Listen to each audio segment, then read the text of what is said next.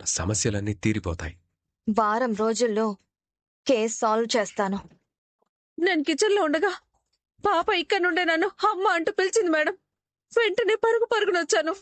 నేను ఇక్కడికి వచ్చి చూసేలోపు పాప కనిపించలేదు మేడం. ఏంటి రేణుక, మళ్ళీ నీకు పాప కనిపించిందా? పాప కనిపించిందని మేడంకి ఫోన్ చేసి అలాగే చెప్పావా? అలా అని చెప్పడం ఏంటి? మేడం, ఈ విషయం మీకు కొత్త కావచ్చు, కానీ నేను ఎన్నో రోజుల నుంచి అనుభవిస్తున్నాను. అయినా తన బాధ చూడలేక తన తృప్తి కోసం నేను పాపను వెతికే ప్రయత్నం చేశాను, చేయించాను. కానీ ప్రయోజనం ఏంటి? నిజం కళ్ల ముందే కనబడుతూ ఉంటే అబద్ధాన్ని నమ్ముకుని ఎలా ముందుకెళ్లాలి మేడం? తన ఇల్యూజిలేషన్ డెవలప్ అవుతుంది. నేనేమీ చేయలేక ఇకనైనా ఆ భ్రమలోంచి బయటికి రమ్మని బ్రతిమలాడుకుంటున్నాను. ఇదే తంతు మేడం. ఏదో నచ్చచెప్పి ఎలాగైనా తనని ఈ సమస్య నుంచి బయటికి తీసుకొచ్చే ప్రయత్నం చేస్తుంటే ఇప్పుడు మళ్ళీ ఈ కేసు గురించి మీరొచ్చారు. మళ్ళీ తనలో లేని ఆశల్ని కలిగిస్తున్నారు.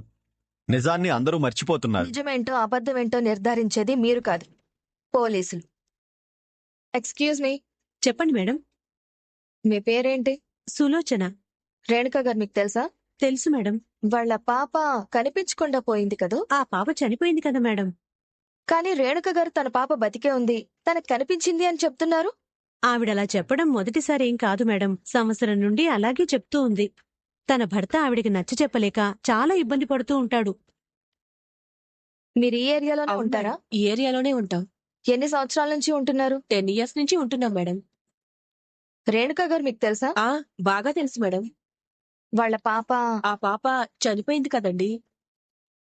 మరి ఆవిడ బ్రతికుంది అంటున్నారు. లేదండి, తను డిప్రెషన్లోకి వెళ్ళి అలా మాట్లాడుతూ ఉంటుంది. ఎవరిని ఎలా అడిగినా, ఎన్ని ప్రశ్నలు వేసినా ఒకేలా సమాధానం చెప్తున్నారు. అసలేంటిది?